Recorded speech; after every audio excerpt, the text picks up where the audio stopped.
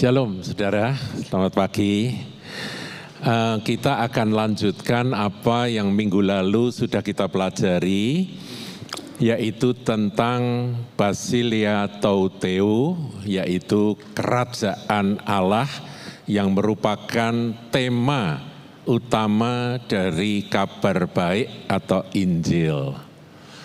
Di dalam versi Matius, Injil Matius dikatakan, lebih sering dikatakan dengan istilah kerajaan sorga, Basileia ton uranon, saudara, dalam Yunaninya.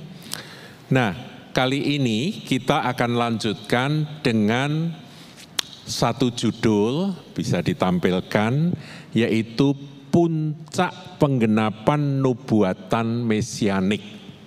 Apakah nubuatan mesianik itu? Nubuatan mesianik adalah nubuat-nubuat yang ada di dalam perjanjian lama tentang datangnya sang pembebas, datangnya juru selamat atau yang diurapi itu, Mesias, Kristus, dalam bahasa Yunaninya Kristus. Nah, saudara, nubuat mesianik itu tergenapi ketika Tuhan Yesus lahir, kemudian Tuhan Yesus tampil, dan Tuhan Yesus melayani sampai Tuhan Yesus menyelesaikan karya penebusan di kayu salib, mati, dikuburkan, kemudian bangkit dari maut. Ya, ini semua, saudara, penggenapan mesianik itu merupakan apa yang tertulis di dalam kisah Injil. Kemudian Tuhan menampakkan diri 40 hari kepada murid-muridnya. Setelah itu Tuhan naik ke sorga dan Dia akan datang kembali. Nah, saudaraku, tentunya rangkaian dari apa yang saya sebut ini panjang. Tuhan Yesus lahir, usia 30 tahun Dia tampil, usia kurang lebih 33 tahun Dia menyelesaikan karya penebusan di kayu salib Golgota. Setelah itu Dia bangkit, Dia naik ke surga dan akan datang kembali. Kapan? Tidak lama lagi, saudaraku, Dia akan segera datang kembali. Nah, kalau Dia datang kembali, maka datangnya kerajaan Allah itu akan sempurna. Jadi puncak penggenapan nubuat mesianik itu adalah datangnya kerajaan Allah secara sempurna. Penggenapan yang penuh dari datangnya kerajaan Allah. Ketika Tuhan Yesus bersama dengan murid-murid, Tuhan mengajar murid-murid untuk berdoa. Doa Bapa kami yang terus dinaikkan oleh gereja Tuhan sampai hari ini. Dan salah satu kalimat dari doa Bapa kami adalah, datanglah kerajaanmu, jadilah kehendakmu. Jadi itu terus didoakan, saudaraku, karena belum memenuhi akan kegenapan secara sempurna. Memang ketika Tuhan tampil, Dia memberitakan Injil dengan kalimat kerajaan Allah sudah dekat. Ketika Injil disampaikan, maka sesungguhnya kerajaan Allah itu sudah datang, tetapi belum sempurna. Kesempurnaan dari datangnya kerajaan Allah itu nanti ketika Dia datang untuk kali yang kedua dan menegakkan kerajaan yang tidak binasa selama-lamanya. Itu yang kita kenal dengan kerajaan 1000 tahun dan dilanjutkan dengan LBBB atau Langit Baru, Bumi Baru. Saudara yang ingin belajar di YouTube channel kita sudah ada. Saudara tinggal cari Kerajaan 1000 Tahun YouTube channel dari GKB Kahal. Saudara bisa dengar dan pelajari dengan seksama. Ya, saudaraku, kita lihat lebih lanjut. Ada 4 nubuatan mesianik. Ini sudah pernah saya sampaikan dan ada juga di YouTube channel kita. 4 nubuatan mesianik. Jadi saya tidak akan mengulangi secara detail, tapi secara garis besar saya akan sampaikan. Kalau saudara membaca di dalam Yesaya 8:23, tapi itu versi kitab saudaraku ya. Kalau versi handphone atau smartphone itu langsung Yesaya 9 ya, ayat 1 sampai berikutnya. Jadi kalau yang versi LAI kitab bentuk buku ini, itu saudara bisa temukan di dalam Yesaya 8:23, Yesaya 8 yang terakhir, ayat terakhir, dan dilanjutkan dengan Yesaya 9 ayat 1 sampai 6. Kalau Anda baca itu, maka Anda akan temukan 4 nubuatan mesianik. Memang tidak secara urut.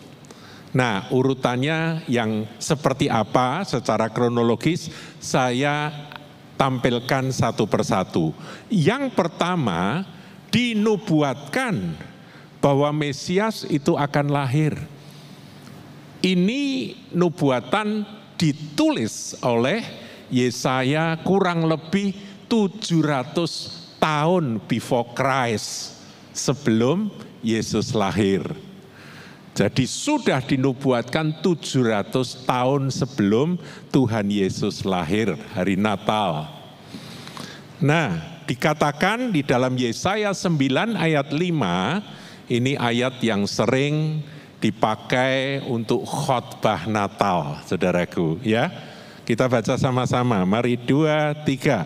Sebab seorang anak telah lahir untuk kita, seorang putera telah diberikan untuk kita, lambang pemerintahan ada di atas bahunya. Dan namanya disebut orang penasehat, ajaib, Allah yang perkasa, Bapa yang kekal, Raja damai. Saudara, Tuhan Yesus adalah sang penasehat, Dia sang ajaib, Dia adalah El Gibor, Allah perkasa, Dia adalah everlasting Father, Bapa yang kekal, Dia adalah Prince of Peace atau Raja damai. Dan digenapi hari Natal, Yesus Kristus Tuhan lahir di kandang Bethlehem. Sudah digenapi. Nomor 1, Yesaya 9 ayat 5. Sekarang yang nomor 2. Ada nubuatan tentang Mesias yang mana dikatakan dia akan tampil dan dia akan membuat Zebulon dan Naftali, yaitu wilayah dari 12 suku Israel yang tadinya tidak diperhitungkan. Saudara tahu ya, pada zaman Yosua membagi wilayah tanah perjanjian menjadi bagian-bagian, jatahnya 12 suku. Nah, wilayah dari Zebulon dan Naftali itu dekat dengan Danau Galilea, dekat dengan wilayah bangsa-bangsa lain. Dan dalam kurun waktu yang cukup lama, wilayah itu tidak diperhitungkan, tidak dianggap. Tetapi ada nubuatan oleh Yesaya. Kita lihat nubuatannya. Yesaya 8 ayat 23, tetapi tidak selamanya akan ada kesuraman untuk negeri yang terimpit itu. Kalau dahulu Tuhan merendahkan tanah Zebulon dan tanah Naftali, maka di kemudian hari Ia akan memuliakan jalan ke laut, Via Maris, daerah seberang Sungai Yordan, wilayah bangsa-bangsa lain. Kemudian ayat berikutnya 9 ayat 1, bangsa yang berjalan dalam kegelapan telah melihat terang yang besar. Mereka yang diam di negeri kekelaman, atasnya terang telah bersinar. Inilah penggenapan kedua dari Yesus Kristus Tuhan, Sang Mesias, ketika dia tampil di Galilea.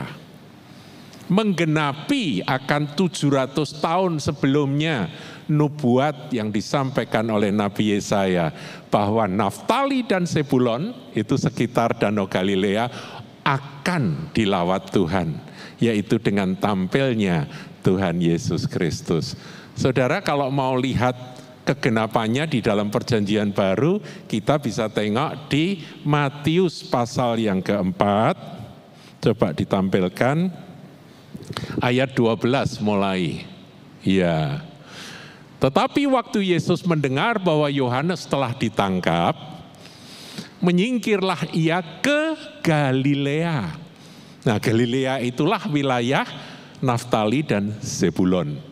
Terus, ia meninggalkan Nazaret dan diam di Kapernaum.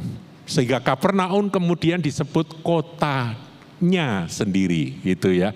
Kotanya Tuhan itu disebut Kapernaum ini, saudaraku. Di tepi danau di daerah Zebulon dan Naftali. Jadi Danau Galilea, sekeliling Danau Galilea itulah wilayah Zebulon dan Naftali.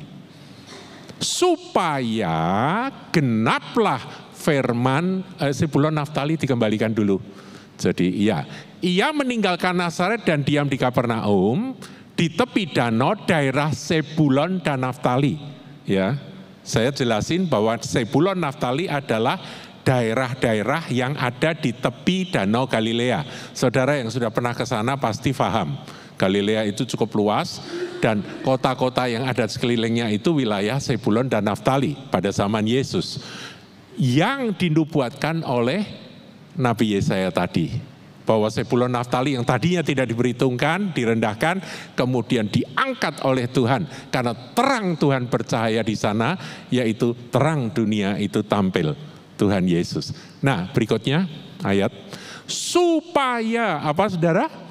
Genaplah firman yang disampaikan oleh Nabi Yesaya. Jadi ini sudah tergenapi. Ketika Tuhan Yesus melayani di Galilea dan paling banyak mujizat itu Tuhan buat di sana. Terus, tanah Zebulon dan tanah Naftali jalan ke laut via Maris, daerah seberang Sungai Yordan, Galilea, wilayah bangsa-bangsa lain. Jadi saudara jangan kaget, jangan heran. Kenapa di dalam perjalanan Tuhan ke daerah-daerah di tepian Galilea itu, Tuhan Yesus kan juga disebut Man of Galilee. Man of Galilee, karena dia banyak melayani di wilayah Galilea. Nah, saudara, itu wilayah bangsa-bangsa lain, makanya nggak heran ada peternakan babi. Ya, ketika Tuhan mengusir akan setan legion yang menguasai akan seorang yang dirasuk setan menjadi gila itu, di sana setan itu minta supaya suruh kami masuk ke babi-babi itu. Jadi ada peternakan babi, saudaraku. Lah orang Yahudi kan nggak makan babi, saudara, ya kan? Berarti itu wilayah bangsa-bangsa lain, paham ya? Ini supaya kita mengerti akan pemetaan dari situasi pada masa itu. Ya, kembali ke PowerPoint, saudaraku. Bahwa terang itu telah bercahaya, ya. Terang itu telah bersinar di kegelapan yang ada di wilayah bangsa-bangsa lain itu. Kuasa Tuhan dinyatakan, mujizat-mujizat terjadi, 5 roti 2 ikan, mengenyangkan 5.000 orang itu terjadi di wilayah Galilea itu.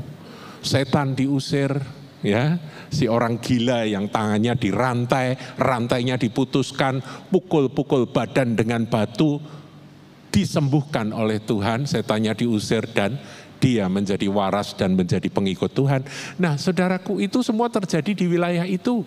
Itu yang disebut penggenapan dari apa yang dicatat oleh Yesaya. Kalau dahulu Tuhan merendahkan tanah Zebulon dan tanah Naftali, maka di kemudian hari Dia akan memuliakan jalan ke laut daerah seberang sungai Yordan, wilayah bangsa-bangsa lain. Bangsa yang berjalan dalam kegelapan telah melihat terang yang besar, mereka yang diam di negeri kekelaman, atasnya terang telah bersinar. Sekarang next. Lanjut, yang ketiga, saudaraku.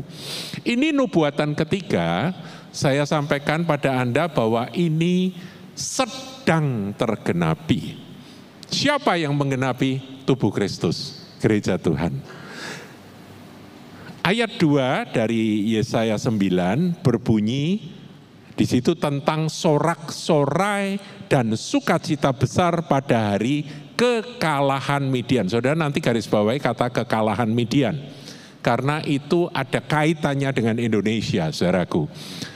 Yesaya 60 ayat yang ke-789.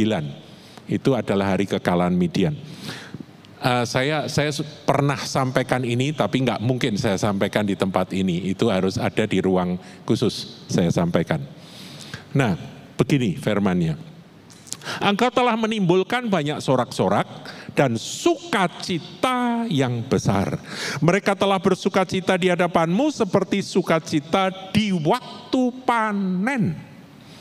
Ini panen jiwa-jiwa, saudaraku. Panen raya di akhir zaman. Seperti orang bersorak-sorak di waktu membagi-bagi jarahan. Menjarah dari cengkraman iblis, jiwa-jiwa yang dicengkram oleh iblis dijarah.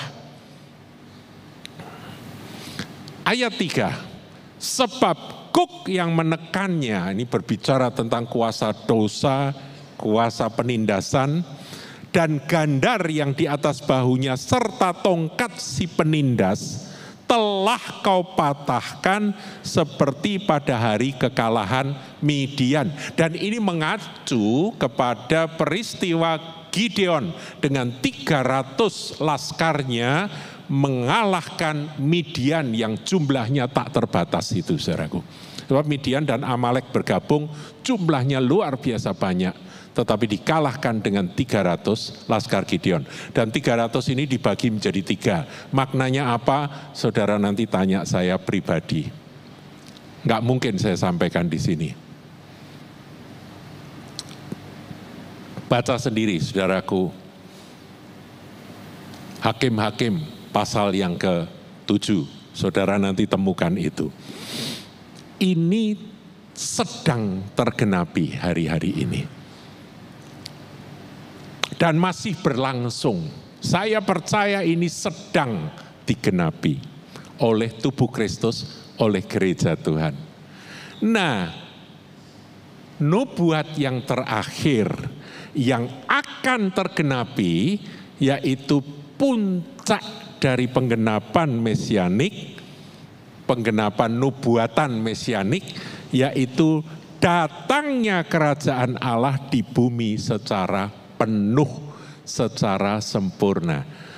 Nanti doa-doa Anda, doa saya, kerajaanmu datanglah, kehendakmu jadilah, akan dijawab secara sempurna pada waktu puncak dari kegenapan nubuatan mesianik tersebut. Ini ada di ayat yang ke-9 dari Yesaya, ayat yang ke-6 dari Yesaya 9. Saya bacakan, saudaraku.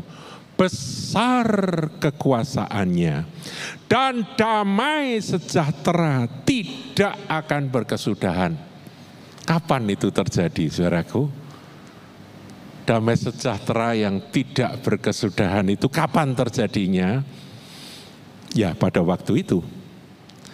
Di dalam kerajaannya, di dalam pemerintahannya, Pemerintahan kerajaan Allah itu tidak berkesudahan. Dan di atas tahta siapa saudara? Halo? Baca bareng-bareng ya. Saya tak minggir saudara, supaya Anda bisa membaca. 1, 2, 3. Besar kekuasaannya dan damai sejahtera tidak akan berkesudahan di atas tahta Daud dan di dalam kerajaannya. Karena ia mendasarkan dan mengokohkannya dengan keadilan dan kebenaran dari sekarang sampai selama-lamanya. Kecemburuan Tuhan semesta alam akan melakukan hal ini. Saudara, ini belum terjadi, tapi akan terjadi. Ini belum tergenapi, tapi akan tergenapi. Tuhan Yesus ketika ada di atas muka bumi, dia mau dijadikan raja oleh banyak orang. Setelah peristiwa 5 roti 2 ikan, rakyat itu, orang banyak itu berbondong-bondong mencari dia. Mau menjadikan dia sebagai raja. Oh enak saudara, kalau rajanya sakti kayak Tuhan Yesus enak, mereka pikir gitu kan. Gak usah pakai kerja, kalau lapar tinggal deket-deket Tuhan nanti dapat roti. Roti 5 saja, ikan 2 aja bisa dilipat gandakan. Ya kan mereka pikir begitu. Tapi Tuhan gak mau saudaraku, Tuhan justru menyingkir. Saudara baca nanti dalam Yohanes pasal 6. Yesus malah menyingkir karena dia tahu ini mencari akan perkara-perkara sementara. Dan berkali-kali Tuhan berkata, bahkan di hadapan Pontius Pilatus Tuhan Yesus berkata, kerajaanku bukan di bumi ini. Dia bukan raja seperti yang dibayangkan oleh orang Israel pada waktu itu, orang Yahudi pada waktu itu. Enggak sama sekali, saudara. Nah, sementara orang Yahudi membayangkan bahwa kejayaan pada zaman Daud harus dipulihkan, ya kan? Mereka berpikir nasionalis, saudaraku. Kerajaan Israel harus dipulihkan. Bahkan murid-murid Tuhan ketika Yesus mau naik ke surga, tanya akan hal itu, kapan engkau akan memulihkan kerajaan bagi Israel? Dan Tuhan tidak menolak dengan berkata itu tidak akan terjadi, enggak. Tuhan berkata itu nanti akan terjadi menurut waktu yang ditentukan oleh Bapa di sorga. Karena apa? Karena penggenapan dari nubuat mesianik yang keempat ini akan terjadi, benar-benar akan terjadi, di mana Yesus akan duduk di tahta Daud. Tapi bukan hanya sekedar untuk orang Yahudi, orang Israel. Enggak. Tapi untuk seluruh manusia di atas muka bumi. Waktu dia disalib, di atas ada tulisan Raja orang Yahudi. Inilah Raja orang Yahudi. Dia dikasih mahkota, mahkota duri yang menghinakan, merendahkan dia. Tetapi dia adalah Raja. Dan ketika nanti tergenapi nubuatan mesianik yang keempat ini, Tuhan akan datang sebagai Raja, di mana damai sejahtera tidak berkesudahan, karena dia adalah Sang Raja Damai. Nanti kita lihat saudaraku bahwa dunia ini mau menuju damai itu enggak mungkin, karena ada dosa. Ada dosa. Para pemimpin-pemimpin itu kalau enggak datang pada Tuhan Yesus dan bertobat, mereka adalah orang berdosa. Dan karena manusia itu semua orang berdosa, maka kekacauan di atas muka bumi ini akan terus berlangsung sampai nanti Sang Raja Damai datang.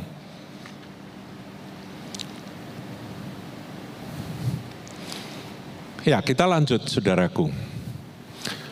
Sekarang kita beralih. Next. Ya, tema kerajaan Allah dalam Kisah Para Rasul. Saya beralih, saudaraku.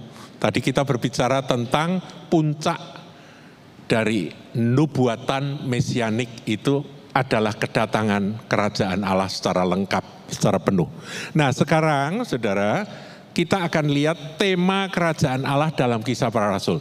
Kalau saudara cari dalam Kisah Para Rasul, kata kerajaan Allah muncul berulang kali. Kalau nggak salah 7 kali muncul.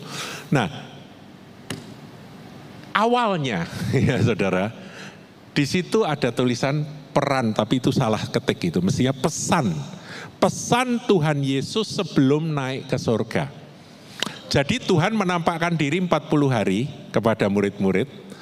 Dan selama 40 hari itu dalam berbagai kesempatan Tuhan Yesus berbicara. Ini Tuhan yang bangkit loh saudara. Ini bukan Tuhan sebelum bangkit. Ini Tuhan yang sudah bangkit. Yang dalam penampakan yang supernatural saudaraku. Dia berkata kepada, di ayat 3 itu dikatakan, kepada mereka ia menunjukkan dirinya setelah penderitaannya selesai.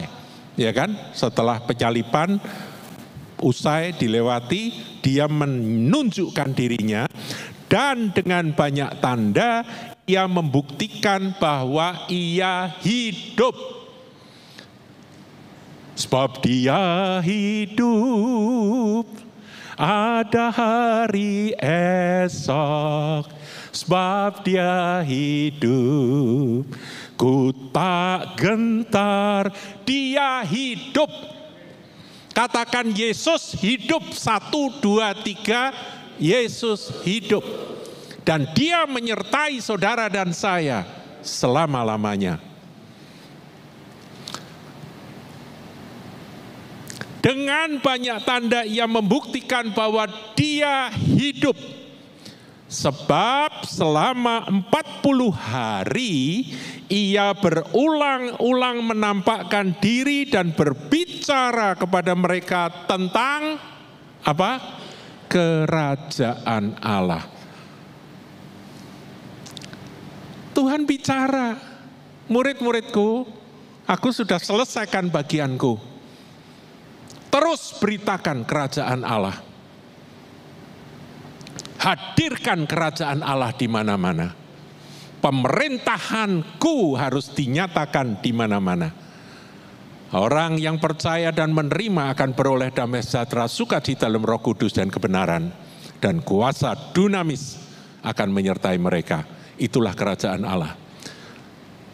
Tetapi saudaraku, belum mencapai kegenapan atau kelengkapan dari kerajaan Allah itu. Kapan terjadinya?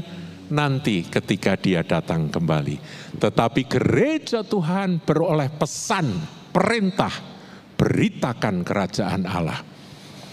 Hiduplah dalam pola kerajaan. Kamu adalah anak-anak kerajaan. Itu berulang kali Tuhan sampaikan. Saya pengen tahu kira-kira apa saja yang Tuhan sampaikan kepada murid-murid selama 40 hari. Berkali-kali dia menampakkan diri, kemudian tema yang Tuhan sampaikan pada mereka, kerajaan Allah, kerajaan Allah, kerajaan Allah. Harus terus kamu doakan, harus terus kamu beritakan, harus terus kamu hidupi. Kira-kira begitu saudaraku. Kita pun saudara, kelanjutan dari kisah para rasul, harus melakukan hal itu. Nah kita lihat saudara, next. Dikatakan tema kerajaan Allah dalam kisah para rasul, di pertengahan kisah para rasul. Ya, kita lihat, kalau saudara baca kisah para rasul itu gambaran dari gerak gereja. Gereja sejak pencurahan Roh Kudus, maka para rasul itu bekerja, melayani Tuhan, memberitakan kabar baik. Kuasa tanda-tanda heran menyertai, Roh Kudus melawat mereka, Roh Kudus menyertai mereka, gereja-gereja mulai didirikan. Itu adalah kerajaan Allah. Bergerak, meluas. Nah, kita lihat di pertengahan, saudara, di pasal 8 ayat 12. Tetapi sekarang mereka percaya pada Filipus, yang memberitakan Injil tentang apa saudara? kerajaan Allah. Dan tentang nama Yesus Kristus, dan mereka memberi diri mereka dibaptis, baik laki-laki maupun perempuan. Filipus bikin jungkir balik akan kota-kota di Samaria dengan berita kerajaan Allah sudah datang. Kemudian Kisah Para Rasul 14 ayat 22, ini Rasul Paulus. Di tempat itu mereka menguatkan hati murid-murid itu dan menasehati mereka supaya mereka bertekun dalam iman. Saudara, kalau kita mau hidup dalam kerajaan Allah, kita harus bertekun dalam iman. Dan untuk bertekun dalam iman, kita perlu firman Tuhan. Karena iman timbul dari pendengaran akan firman. Dan mengatakan bahwa untuk masuk dalam kerajaan Allah, kita harus mengalami banyak, apa saudara? Nggak enak ini, apa? Sengsara. Saya harus sampaikan, saudaraku, selama kita masih di atas muka bumi sementara ini, selama kita masih mengenakan tubuh daging ini, ada harga yang dibayar untuk kita tinggal dalam kerajaan Allah, untuk kita hidup dalam kerajaan Allah.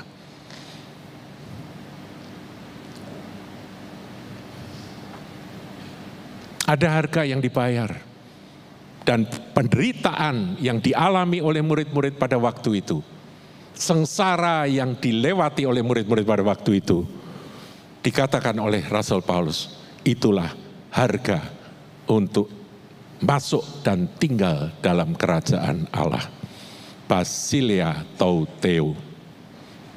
Sekarang yang ketiga, ini Kisah Para Rasul 19 ayat 8 di kota Efesus. Selama 3 bulan, Paulus mengunjungi rumah ibadah di situ dan mengajar dengan berani. Saudara, saya berdoa supaya saya dikaruniai keberanian untuk menyampaikan akan kebenaran seperti Paulus. Oleh pemberitaannya, ia berusaha meyakinkan mereka tentang apa? Kerajaan Allah, pemerintahan Allah. Jadi tema dari apa yang diberitakan oleh para rasul adalah Kingdom of God, Basileia atau Theo. Basileia ton uranon, kerajaan sorga yang di atas, bukan yang di bumi. Saudara, ada meleset kalau kita mikir bahwa ketika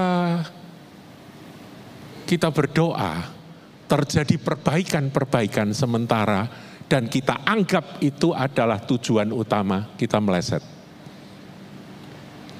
Saya percaya ketika kita berdoa, ketika kita memberitakan kebenaran, akan terjadi perubahan.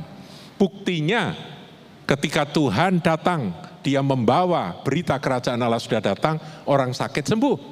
Berarti ada perbaikan kan? Orang lapar dikenyangkan, berarti ada perbaikan kan? Secara jasmani. Saya tidak menyangkal itu, tapi bukan itu tujuan utamanya. Tujuan utamanya adalah kebenaran, damai sejahtera, dan sukacita oleh Roh Kudus, dan kuasa dari tempat maha tinggi akan dinyatakan. Pertobatan sejati, iman percaya kepada Sang Mesias, ketergantungan dan keterhubungan kembalinya kita kepada Dia yang menciptakan kita. Itu tujuan utamanya. Bukan sekedar dari nggak bisa makan jadi bisa makan. Bukan sekedar sakit kemudian sembuh, bukan. Itu hanya sampingan. Yang terutama kita kembali kepada Dia. Menjadi milik kepunyaan Dia. Yang sudah terjual pada dosa ini ditebus dan menjadi milik Dia. Itulah datangnya kerajaan Allah. Next. Akhir. Tema kerajaan Allah dalam Kisah Para Rasul yang akhir. Kalau saudara baca Kisah Para Rasul, diakhiri pasal 28, ayat terakhir, ayat yang keberapa? 31. Ayo kita baca sama-sama, ini penutup dari Kisah Para Rasul. Mari kita baca, 2, 3. Dengan terus terang dan tanpa rintangan apa-apa, ia memberitakan kerajaan Allah dan mengajar tentang Tuhan Yesus Kristus. Berakhir Kisah Para Rasul yang tertulis di dalam kitab suci. Tetapi sesungguhnya Kisah Para Rasul dilanjutkan sampai hari ini oleh saudara dan saya, oleh hamba-hambanya yang setia dan mengasihi Dia, terus memberitakan kerajaan Allah. Lanjut saudaraku, lanjutkan berita tentang pemerintahan Allah sudah datang. Sekarang kita lanjutkan, next. Baca sama-sama judulnya, saudaraku. 1, 2, 3. Kerajaan Allah sama dengan kerajaan terang. Ya, saya bacakan ya. Dan mengucap syukur dengan sukacita kepada Bapa yang melayakkan kamu untuk mendapat bagian dalam apa yang ditentukan untuk orang-orang kudus di dalam kerajaan terang.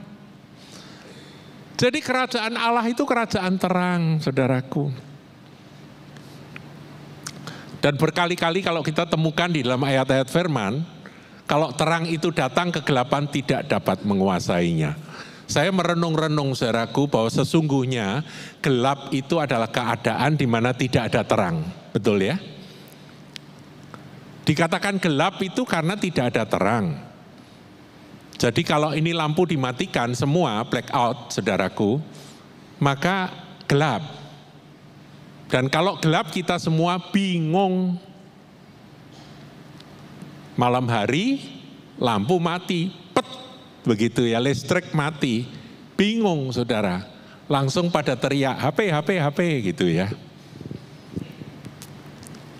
Zaman sekarang saudaraku nggak usah pakai flashlight, sudah ada HP, langsung nyala saudara ya, langsung nyala. Nah kalau sudah ada HP lumayan gitu ya. Gelap adalah kondisi di mana tidak ada terang. Ketika kerajaan Allah datang, maka di situ terang itu datang, saudara. Makanya disebut kerajaan terang, saudara. Nah, pertanyaan, seperti apa sih kondisi dunia saat ini? Bukankah teknologi sudah sangat maju luar biasa? Sekarang zamannya zaman era informasi, dunia terhubung, ya kan? Sosial media menguasai, orang-orang dipengaruhi bukan lagi dengan satu orang yang berorasi di depan ratusan orang, tetapi cukup dari luar negeri pun dia bicara. Satu negara bisa geger, saudaraku. Ya kan? Ini eranya adalah era informasi.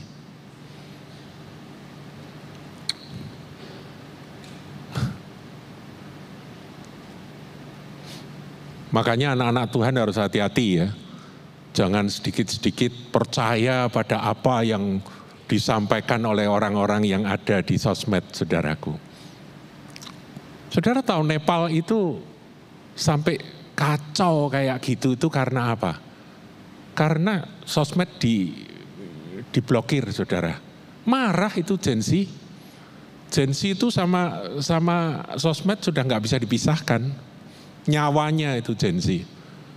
Jadi ketika pemerintah mencoba blokir akan sosial media dengan berbagai alasan, marahlah mereka dan jadilah seperti apa yang kita lihat di berita.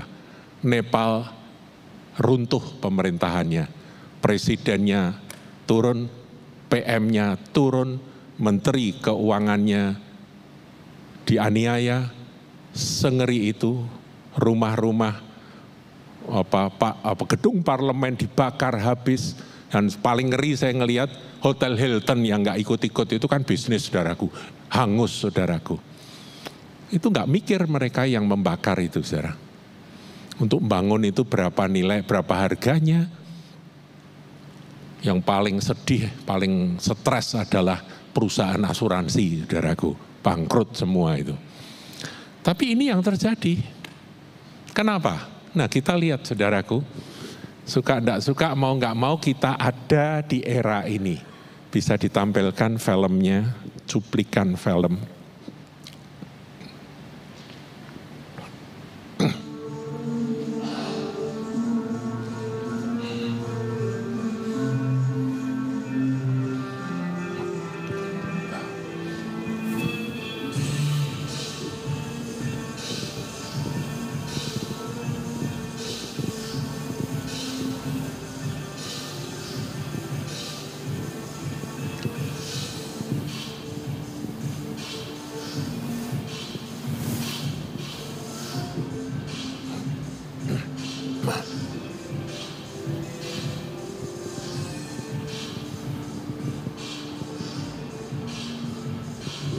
Ini setelah PM-nya Perancis lengser, sekarang Emmanuel Macron mau dijatuhkan, saudaraku.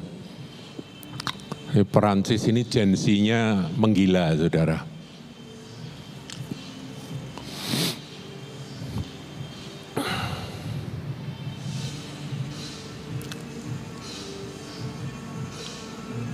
Nah, ini yang paling ngeri, saudara.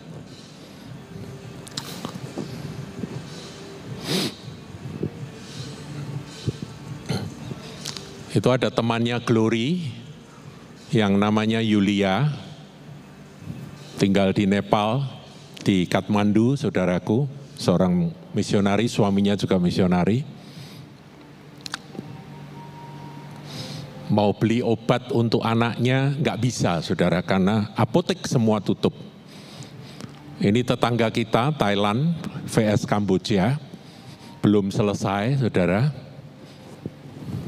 Perang di perbatasan, apakah ini akan mereda menjadi perdamaian atau akan terus memanas?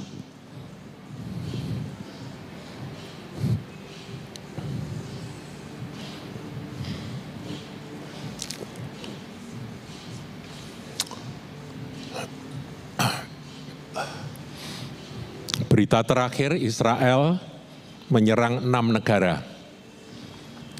Gaza sudah luluh lantak, Lebanon,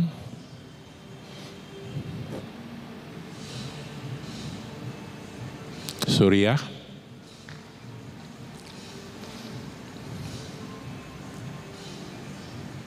Tunisia,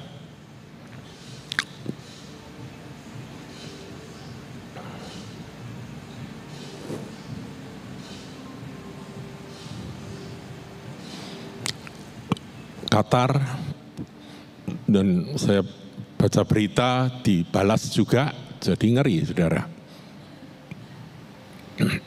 Yaman, Houthi ya, Houthi Yaman.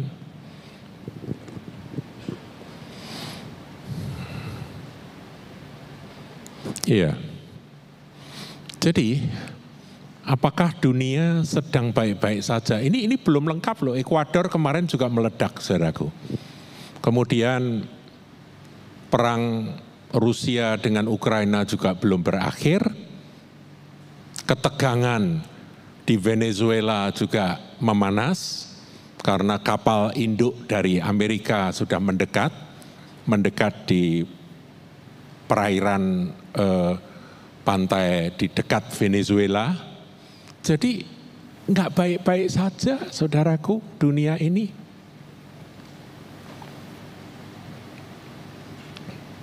Tetapi kerajaan terang itu akan dinyatakan ketika kegelapan menutupi bumi. Next. Kapan kerajaan terang itu tampil, saudaraku? yaitu ketika kegelapan ini semakin memuncak. Kekacauan semakin memuncak, kegelapan menutupi bumi, maka di sanalah terang Tuhan terbit atas umatnya. Kita lihat Yesaya 60 ayat 1 sampai 3. Kita deklarasikan, saudaraku. Yuk bangkit berdiri sama-sama. Kita baca sama-sama ayat-ayat ini. Mari, ya. Dengan penuh keyakinan kita percaya ada Roh Kudus yang akan menolong kita menggenapi akan nubuatan ini.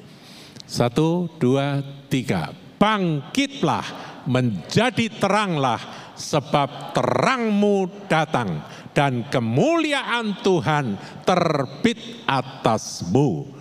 Sebab sesungguhnya kegelapan menutupi bumi dan kekelaman menutupi bangsa-bangsa.